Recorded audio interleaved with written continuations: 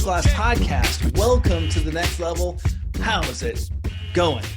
Today we have a special guest, a repeat guest, two-time Coach Glass podcast, but this is the first time we've done it on video, and I'm glad we have this available to everybody. We have Dr. Emily Splichal on the podcast, and I'm so excited to have you here. You don't need an introduction, but I'm going to do it anyways. I was really introduced to you through the Perform Better family. Thank you to Chris Poirier, Aaron McGurr, and the rest of the Perform Better crew. I was speaking at a Perform Better event, and I heard great things about you and poked my head in. And what I was expecting and what I got were two different things. And you blew me away from that moment on. I was like, I got to get her on my show. That's why we had you on last time. But this time I listened to your video version, which we had to do this year for Perform Better. And I loved your presentation. I thought it was fantastic. Again, I got the book, and I refer this to my clients. I refer your foot shortening exercises to my clients. Like you come up in conversation quite a bit. So I thought it'd be great to have you on the show again. Emily, how's it going? Awesome. Thank you so much for having me on. And I was going to say, it's been a while, so this is definitely overdue. Had a great time last time I was on, and of course, great time this summer at the Perform Better series. Yeah, it was a great little twist. I mean, like what we're also finding through this whole COVID thing is that some of these little twists that we've got have become blessings. And being able to do that Perform Better show the way we did, it really challenged our ability to communicate at a high level using some technology, but doing it in a way that really grabbed people. And I can't wait for the app to come out so that they can get it out to as many people as possible. But that's going to be in there forever. Like it's kind of cool that our show is going to be able to reach more people this way. Yeah, I know. And then I have to go back and listen to all of them. I know. There are so many great speakers that they had that I'm like, yes. I have hours to listen to now, which is great. Yeah, exactly. I did catch quite a few of them, and I did catch yours live, and I'm glad I did. And there were some really fantastic ones. And I always like to watch some of the people that maybe I'm not familiar with, that I haven't heard, because there's a reason why they're there. It's kind of like this podcast. If people go, I don't know who that person is, I'm like, well, you should just listen to it, because I wouldn't have them on if I didn't feel they were important and had an important message to share. So if Chris puts somebody on that stage, I'm watching it. Agree. Yeah. So, you're known as, the Barefoot Guru, the foot doctor, if you will. But foot doctor, when we talk about it, less about, and you do obviously fix a bunion or two, but it's really, for me, it's about what you add to it, how you use the feet to feed the nervous system, how you use the feet as a feedback mechanism and also as an activation for some of the things that are going on in your clients' bodies. So I want to go deep into that. I'm excited about it. I've been doing a lot of neuro courses lately, and I really want to pick your brain on a couple elements on that. But we were geeking out just before we started this. You were talking a little bit about, how to kind of like the internal side of the body in an external world and how we kind of interact with that world. Do you want to start there, or do we want to start baby steps first? No pun intended.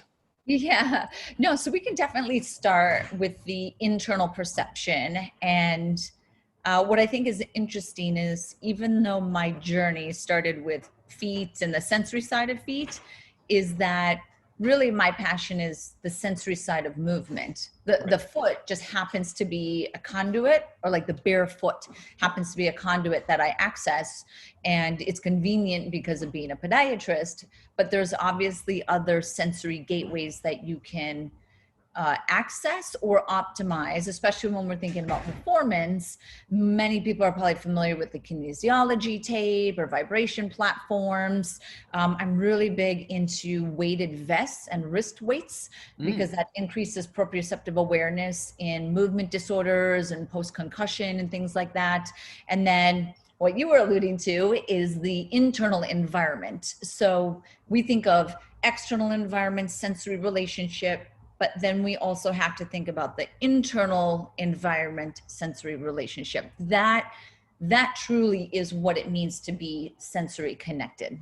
So let's start with that, because if we start from the external, which I think people are going to be able to grasp onto, if it's their first time kind of getting into this kind of stuff. Most people think, when they think performance, they think muscles, and they go, well, muscles move bones, which give us a structure, and then they start to learn about, oh, there's this thing called fascia, and then it's like, oh, that has sensory inputs, and then, oh, all that's fed into a nervous system. So people get that idea. And then we have that wonderful visual of the homunculus. I always say it wrong. I'm pretty close, right? Okay. You are So close. yeah, Homunculus. and if you don't know what that is, I don't know how to spell it, but look it up on Google. I'm sure you'll get it. It's this beautiful picture of, like, if we were to draw the human body with the senses, where we have most of our senses kind of amplified. We'd have these massive hands, we'd have these massive feet, and these big tongues and big mouths, and it's really kind of a cool image. But again, that's talking about the external world. Mm-hmm. Now you're going internal. So Yeah. how do we interact with the world from the internal aspect, and how does it even relate to performance? Yeah. So this is where a lot of people are probably dancing in this environment without even realizing it, because one of the biggest reflections of your internal environment and your perception of balance. So everything is about equilibrium and balance, right? I'm trying to maintain my balance, you could say, statically on one leg in gravity in this external environment. So we go external. That's this balance equilibrium. But then that same thing occurs internally. Now, my perception of the internal balance or equilibrium is reflected by the way that I breathe. And that breath pattern is really, really saying, am I safe or am I not safe? Which Yes. for some people, I feel like one side of it, some people could be like, whoa, that's a little bit too deep. I don't want to go down this like emotional side of life, like therapy. Yeah. But others that now start to get more and more into breath patterns and the autonomic nervous system and vagal tone and Wim Hof and cold showers and all this stuff that has become a little bit more mainstream, I feel. And a lot of athletes even do this. They might not realize that they're hacking their perception of safety versus not safe, like on that deep of a level, but that's what they're doing. And the way we breathe is our external reflection of that internal interpretation. Okay, so let's unravel this a little bit here, because breath work is something that I incorporate with my athletes. The way I describe it to them, and I always think, like, the simpler you can describe things, the better. I think your workout is that fight or flight. It's that feeling like your body's under stress, you're exerting effort, and you're adapting to your environment, be it from weights or whatever resistance you're under. But then I always say to them, I say, I don't want you going through the rest of your day feeling like there's a tiger chasing you. So we always finish each session with some breathing, and we use different cadences and we use different techniques and stuff each time. So they have like a kind of a real good toolbox for breathing. But I'm always surprised at how, when we are under fear, and when it gets to an emotional level, when we're under fear, we have a shortness of breath. We have like a very shallow breath. And then when we're under stress, which is a different type of emotional stress, quite often we do like we get these deep breaths, and it comes out of nowhere. It's like, for some reason, that relieves me.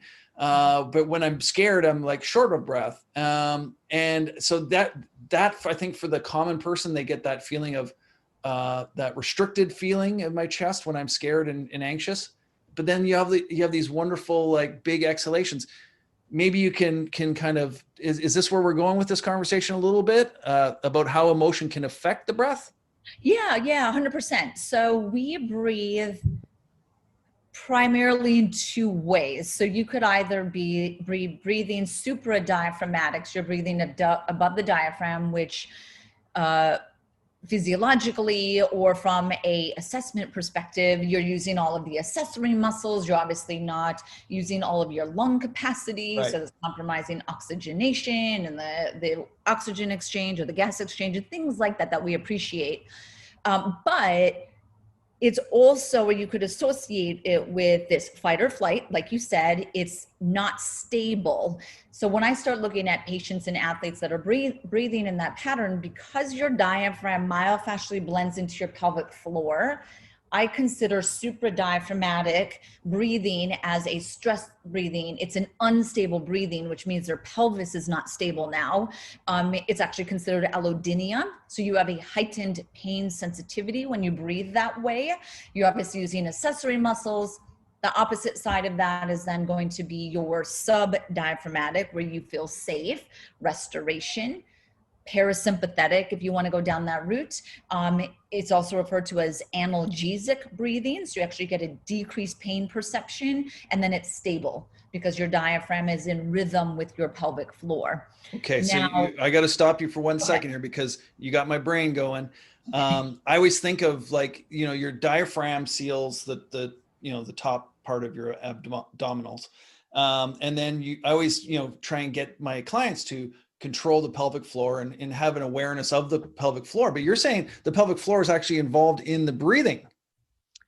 I like to find, and everyone has different theories on this, Yes. I like to find a harmony between the diaphragm and the pelvic floor.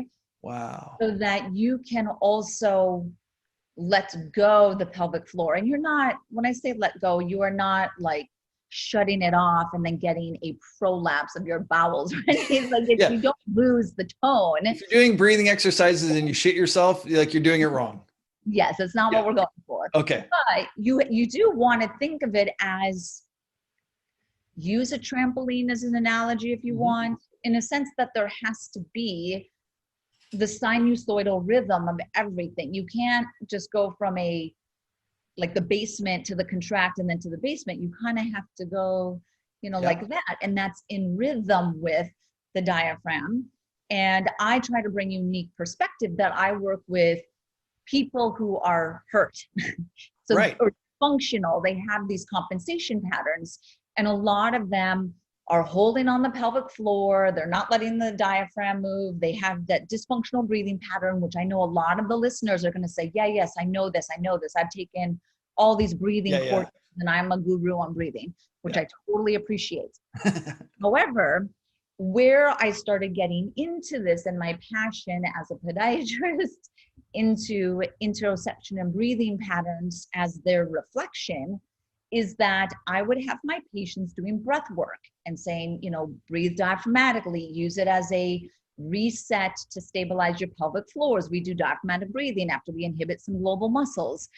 And it wouldn't stick, or they would walk out and go back into this dysfunctional breathing pattern. And then I started realizing that you can't just tell someone, breathe the right way, because it's way too complex. Right. If they're going through a divorce or, some other stressful situation, or, their sport is their escape from reality. And then as soon as they leave, they're kind of in that same shitty situation that puts them in fight or flight, and they don't realize it on this subconscious level. They can't breathe subdiaphragmatically. And that's where I got into it, especially from a performance, corrective exercise, fitness perspective, is you can't just say, breathe this way and think they're going to breathe that way, because the mind gets in the way. Okay. So this, again, synapses are firing here. I have some clients who, professional athletes under a lot of stress, back pain, and quite often the back pain coincides with either life events or sometimes sporting events when that athlete is under duress stress. And I've talked about that with them, saying, you might have been, lifting and turning the wrong way, or but you actually do that a lot. But you normally don't get injured. And then for some reason, this time it did injure you. So we have to look at kind of map it out and say, what are these life experiences that you're going under? Not every time, but we start to see some trends. Is that like the emotional side, maybe shutting down some of the pelvic floor, which is creating instabilities or inflammation, or can you talk, so much more about this than I do. I'm just connecting the dots, but I don't know the how you would treat the emotional side and maybe try and restore some of that stability in that, lumbar spine or SI joint. Can you touch on that? Yeah. So let's say the individual has a known trauma, stress, or dysregulation to their relationship to a situation. Let's say it's a subconsciousness. That is one, there has to be a layer of respect. I have to respect it. You do, the trainers, the coaches that are listening need to respect that. Now, that doesn't mean that you are the jack of all trades and you wear all hats and now all of a sudden you're a psychotherapist, but to appreciate different methods of releasing that and letting it go and understanding that there's different areas in the body that people house emotional stress subconsciously. And the pelvic floor is one of them. There's three main areas that I find, and I'm sure there's more, but there's three main areas. I find the calves. So when someone cannot release their calves, they hold it. It's kind of like an emotional center where people will hold issues. Pelvic floor, obviously traps. And then you could probably say jaw, like those areas is probably where people hold their tension. And the reasons would be based off of the trauma experience that it was. An example for women would be, let's say you had a really traumatic birth. Now you're trying to get back into like running or sports or training. And there's this complex level of subconscious emotional association to certain exercises or engagements of muscles. So there could be just, when you look at Dr. Peter Levine's work, he calls them almost like vortexes or almost like a tornado, right? So it's kind of percolating and it just stays there and creates this energy. And I don't mean to go too far over where people think I'm getting No. I'm all in. Keep going. But but there's just, energy in the body that they're putting subconsciously to an area, right? So then I take that client and then, or athlete, and say, okay, let's do your breathing pattern. Let's try to do this. And they're not getting to that point that you really want because they're not letting themselves. That is difficult. Now, what I like to do as my anchor of safety for everyone is sensory, which is why I am obsessed with sensory stimulation because it anchors us. Now, this could be going to the external. Yes. Bare feet, right? Rubbing your hands together, be barefoot, be on something hard, be on the Novoso products, feel something, right? Feel your body, which is why I like weighted vests. Right. Feel your body. Have you ever had that in reverse? Because I found this, I started doing hot yoga a couple of years ago, and just as it's just for my own personal side of, I found it very relaxing. I found it was great for my spirit. It was great for so many different things. And there was a gentleman in the class, and we were doing some like kind of yang yin class where we're holding long poses. And the instructor said, like, at times you may feel like emotions come up just because you're holding these uncomfortable positions for a long time. And this class can do that to you. And I remember her saying that, and there's a gentleman behind me and I could hear him grunting and really efforting through some stuff that, I was like, this shouldn't be, we're supposed to be relaxing. And he was really efforting, and I could hear under his breath, he kept saying, F this, like this effing stupid. And he was getting kind of angry because he was like, I didn't come here for this. Like I came here for and F this. And he was really getting angry. And then I heard it go quiet for a bit. And then I kind of heard him a little bit weepy. And so he had all these emotions coming out. I was thinking that, if you were to do some pelvic floor work, seeing that there's that connection, instead of using pelvic floor work to help some of the emotional side, have you ever been doing pelvic floor work or diaphragmic breathing and released some of those emotions like this gentleman was having in yoga class? Yeah, you absolutely can. And that's where you want to, if you always think about creating an environment of safety, like everyone is safe and hippy dippy, like I take way too many yoga classes or something, but it's really what you do want is to say, this is a safe zone. I don't pass judgment, which I don't pass judgment. I have way too many patients crying in front of me to pass judgment. You know what I mean? Like, I don't care. And when they understand that and they feel safe, then that allows them to open up. Like this gentleman clearly felt safe. So that yoga instructor, right, did a very good job of letting him feel safe, that he allowed that to happen. He was making the people around him feel less safe with the swearing, but at least he was safe. No, but that touches on, and you brought this up in the conversation, that there's many different ways of kind of stimulating the body, and if we want to talk about emotions, we can. But knowing that those are all tied together. You sent me one of your Nabosu mats, and for those who don't know, it's a yoga mat, but it has, and I'll let you explain it in more detail, but I'm going to bastardize it.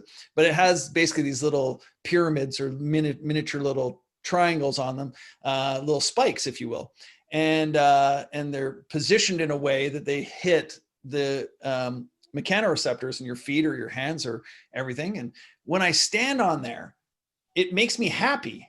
Like, and when we talk about the emotional side, like I feel joy, and I feel energized, and I feel activated and alive. So I've been doing some of the exercises you gave me last time and that are in your book, Barefoot Strong.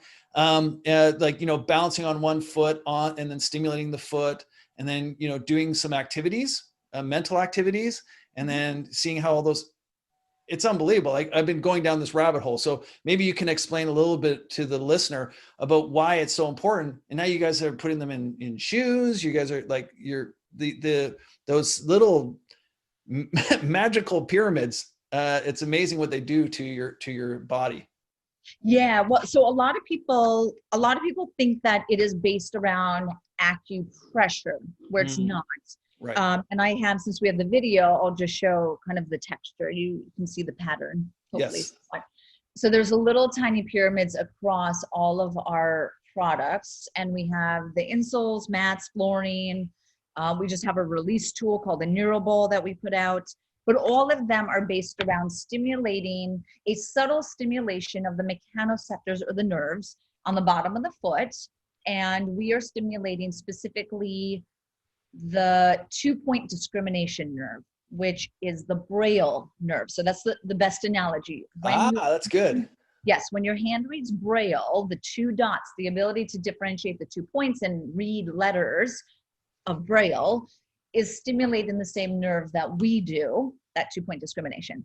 Now, when you stimulate the feet through Nabosu, so if you want, or just in general through a specificity or a specific way, this is where magic happens, as far as you stimulate the homunculus that you referenced, right? So the somatosensory cortex, S1 specifically, the somatosensory cortex.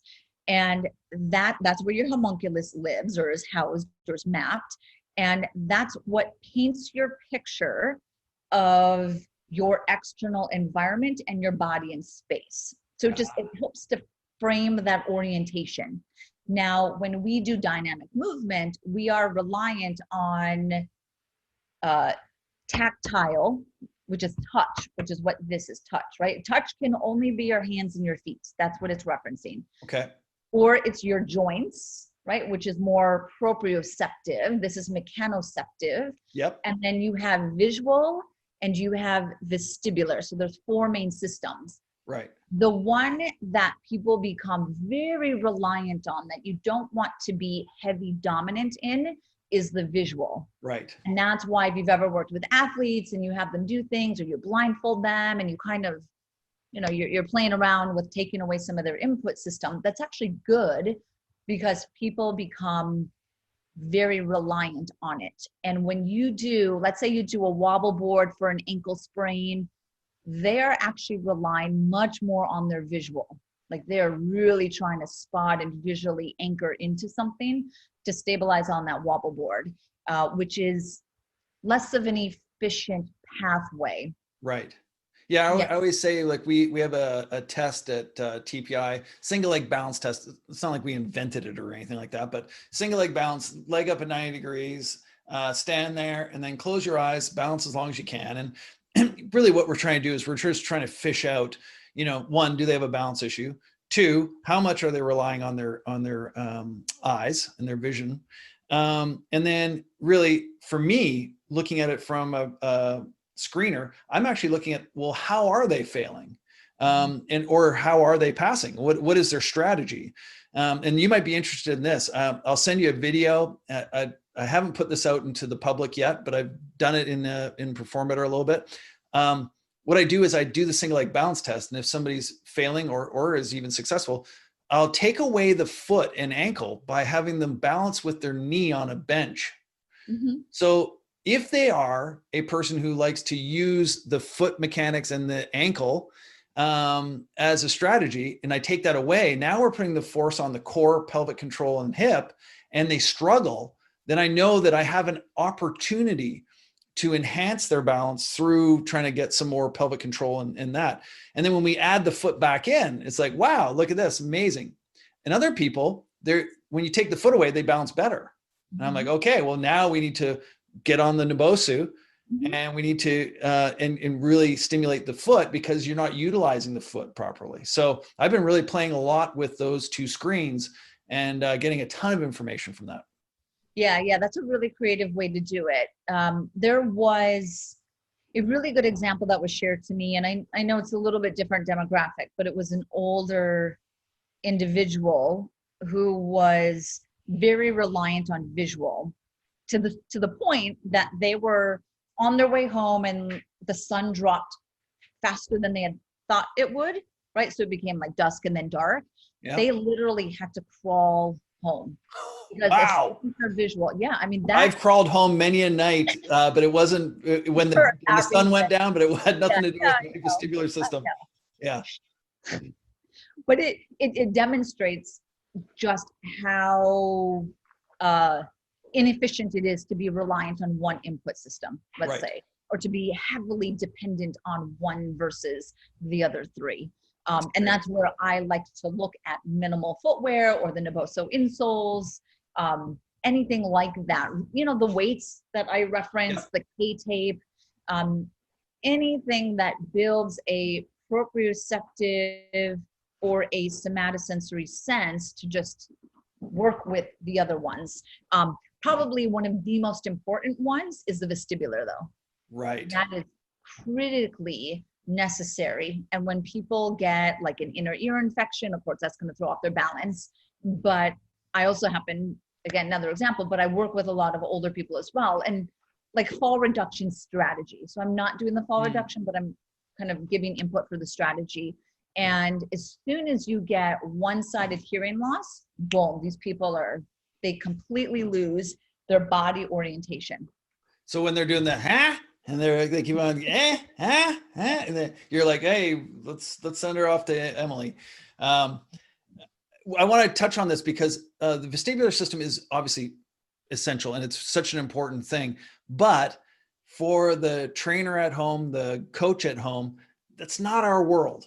And there are some things you can play with, but really you need to leave it to the professionals. But the proprioceptive side of it and the sensory side, we can touch on that. And I feel like it is our responsibility to learn those things and use it as a tool. Your insoles, when the insole first came out, I thought, okay, fantastic, right? So we put it in our footwear and we can get that same kind of experience I'm getting in my yoga mat while I'm walking. But as a performance tool, you started putting it in like golfer shoes and athlete shoes and seeing that you're getting a different response from them by putting them into as a performance enhancer. Can you share some of the study that you did on the golfers and what you found by putting the insole in a golf shoe? Yeah, so I just want to start by saying that there are already quite a few studies around textured insoles in soccer, football, so certain sports, right? Yep. And we have quite a few professional athletes who do use our products or our insoles, football, basketball, soccer, all of those. And when you look at a sport where you're running, I think there's a straighter association of like, makes sense. Mm-hmm. But then we started getting some feedback from golfers just on their own anecdotally. And I started just thinking back on that sport and the subtle yet powerful foot awareness that is needed for golf, that is unique from a lot of other sports. And to me, it made sense, right? And so we did a independent pilot with 50 golfers. They had never heard of Naboso. So we didn't want people that had already drank our Kool-Aid, because that's not fun. Yeah. Excuse the results. And sent them a pair of the Naboso insoles, our activation insole, had them put them in their golf shoes, and then play a round of golf, 18 hole. And then just based off of that, just give us your feedback. Like, what did you think? What were your initial thoughts? How did your golf game go? Did you have more foot awareness? Did you notice anything? Just kind of tons of questions. And what we saw was like a 94%, I don't have the numbers in front of me. I think it was an 84% noticed a benefit. Pretty good results. 87% noticed increased foot awareness. So the big metrics we were looking at is, did you have an increased foot awareness and body shift awareness? It was like 87% said yes. So it's great. That's the whole point of our product. But for someone who is using it in a new application, meaning through golf, this is great. This supports the potential opportunity for the Naboso insoles. Right. And then what was really interesting is a majority of the feedback was also there's a lot of walking in golf. Yeah. From hole to hole, and you're standing on your feet for a long period, that I did not feel fatigued. My calves didn't get tight. I actually felt like the walk from hole to hole was much easier, or that part, my feet kept really, really engaged. And then the end was, would you use these again? Would you buy them for your other shoes? Would you recommend them? And we had a 98% rate saying yes to that as well. So I want to go a little bit deeper in this, because coming from the golf performance side, there's really a huge boom right now on measuring ground reaction force and how a golfer utilizes the ground, because we have to create torque to generate club head speed. And the more torque you can generate, then the more speed we can create. But it happens at the ground, because that's the only thing that's touching the ground is our feet, and we utilize the ground. So now we're putting incredible amounts of research into measuring how we use the ground in golf and how we create rotational speed. So having those sessions with your athlete and you're trying to make change, we always have to go in and talk about, what are you experiencing with your feet? What is your relationship with the ground? And a lot of them don't have that ability, that awareness of what's going on in the feet. And some have wonderful and others don't. But it also makes me think that that's like performance, torque, power, speed. But another part of golf where people use their feet a lot is reading greens. Mm-hmm. And what they do is they stand on the green, and they'll stand, and there's different techniques where you'll see golfers on the PGA Tour, and they're using like 3 fingers or 2 fingers and all this kind of stuff. Well, what they do is they walk on the green and they go, is my toes below my heels, or are my toes above my heels? Is my right foot lower than my left foot? And they read the green that way. If you had heightened awareness of your foot while reading greens, like I feel like every caddy should have your insoles so they can read the greens for their athletes. I'm sure you have something to say about that, but before we go there, I just wanted to say my question about the insoles. Can you be overstimulated? Can you, like, I was using the stimulation as like a tool, but if it's on me all day, do I lose the effectiveness of stimulation if I'm constantly being stimulated? So this is what I would say is that any stimulus that comes into your body, we can call it noise. Okay. Okay. Now that could be the texture of the Naboso insoles. That could be the vibration with every step that I take. It could be, whatever's coming in. Noise, I'm hearing my neighbors, whatever it is, that's noise, right? When you have a constant stimulus or noise, the nervous system mind is very intelligent to block things out. It's part of survival, right? Yes. Is you have to be efficient by really filtering out what is necessary and what's not. So if you use our insoles consistently, same texture every day, all day, same thing, right, you may start to tune them out. Now, does that mean it's not helping you? No, but it's just not as brought to the forefront of conscious awareness. Our response to that, because people like the sensation of the insoles, especially when they first try them, they're like, oh wow, and they're like, my feet, like everyone just has this like great response. Like getting a massage, yeah. Increased foot awareness, and they take them out of their shoes and then they walk around barefoot and they're like, the carpet even feels softer, and they have all these like experiences. So what we say is that's why we now have 3 levels of our stimulus, and then we just launched a dual-sided insole. So we actually have 4. So we then say, bring textured variability to your experience to keep your nervous system stimulated. Or you could take a Naboso holiday and not wear it for a day or 2 and then put them back in your shoes, right? So you can kind of alter it. Now, that doesn't mean that, again, wearing it consistently, that you tune it out. It's just the effect of the body. But that's something important for people to think about with other stimuli for their athletes or their clients in other ways, is variability. Same stimulus, so same, let's say, vibration, but you're playing around with the amplitude, or you're playing around with the frequency. It's the same thing, but the vibration is the stimuli. The 2-point discrimination is the stimuli, right? But that's where I was going with that. Is like, I know that when people get injured, your body has a wonderful ability to kind of deflect the pain that's going on, because let's say you injured your knee or something. You can't, like, you have an injured knee and it hurts when you do certain things, but it's actually hurting all the time. It's just your body's saying, look, we know it's there and we know we got a problem, but let's kind of focus on some other things. And some people that are in really bad pain can deflect that pain by, getting pain somewhere else, like, pushing on their nail over here, and they'll forget about their foot for a second. So my whole thought was that if we are stimulating, which when I'm on your mat, I get incredible stimulation, especially if I do yoga on it and I have my hands in a downward dog or something, I'm getting incredible stimulation. And I just thought, could it ever be too much? Could I be overstimulated? And that was my concern with the insoles, but the insoles have smaller risers, don't they? Well, no. So all of our products now have the same material. So it's the same 1.5 millimeter height of the stimulus. Okay. But to answer your question of being overstimulated, that would have to be at a higher noise. Like I would have to turn it up louder, meaning if it was harder, almost more in the direction of an acupressure mat or something like that. Now, I'll give you an example of an overstimulus because it might help the listeners connect this dot. Okay. So vibration is one of the most important stimuli that you can bring into the body.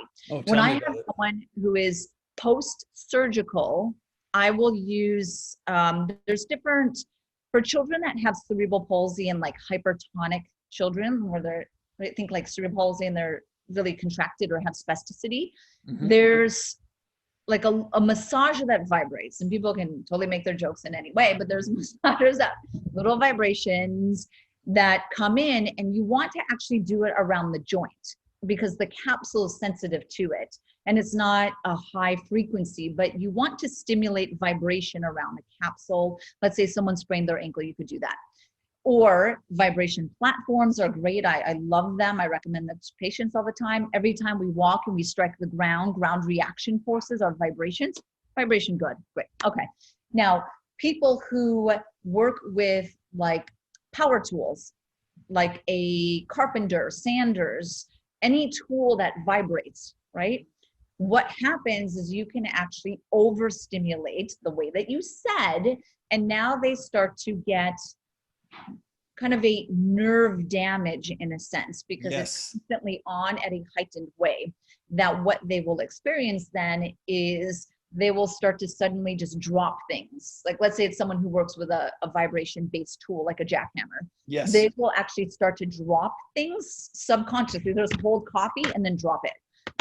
That would be the example of a overstimulus. You're not going to get that with our products or with barefoot movement or natural footwear or using kinesiology tape or something like that. So I think that in a lot of the ones that I know you're referencing, I wouldn't even go in the direction of overstimulation bad. I'm going to create this. Okay. Yeah. Well, I'm glad you clarified that, because that was my concern, that one, getting overstimulated would be an issue. Then two, if I became numb to it, then I thought, is there still the benefit of it? And like you've described so beautifully, is that yes, there is. You're still getting that feedback, but now it's become part of you more so than your body having to go, whoa, this is really different. It's like, no, we're cool with this. This is real. And then that there's also a lasting effect when you are no longer being stimulated, like when you step out of them and you're now walking on a floor, and you, like you said, oh my God, the carpet feels so much, better. So how long does that last for, that once you have activated and kind of given that kind of stimulation, how long does that last for once you've removed that stimulus? Yeah, I think that that's similar to a lot of SMR research. I remember people would say that when foam rolling and SMR kind of first hit the market, that everyone is like, okay, if I trigger point release my calves, how long does that stay? Like, Yeah. I think it's dependent on the individual. Research still needs to be done on that. But what I would say is the way that most of the listeners could or should use it with their clients and athletes is as part of a lifestyle, is part of the protocol of the larger benefit or impact you're trying to do with them. So if you're doing trigger point release or myofascial work, I like to do mine at the beginning of the session because I use it as an inhibition technique to then create proper firing patterns. But let's say you do it at the end of the session, you use it for your purpose or your target. If you're doing barefoot movement prep, right? We're doing it in the beginning. Maybe you're doing some of it on the Naboso mat, like you said. Or I know a lot of listeners are probably using power plate and other vibration platforms. You're doing that probably at the movement prep, or you're doing it, to the posterior chain to get an inhibition so that you, like your muscle recovery. So you're placing it strategically, consistently, and that as part of this whole lifestyle or ritual is what's creating that effect. So right. I think the more consistent you are, yeah. You asked specifically about the insoles, but you use it as, every day when you're lifting, they're in your lifting shoes, or every day yes. when you're not training, they're in your recovery shoes or your regular shoes. And it's just part of your overall program to create enhanced foot/body awareness.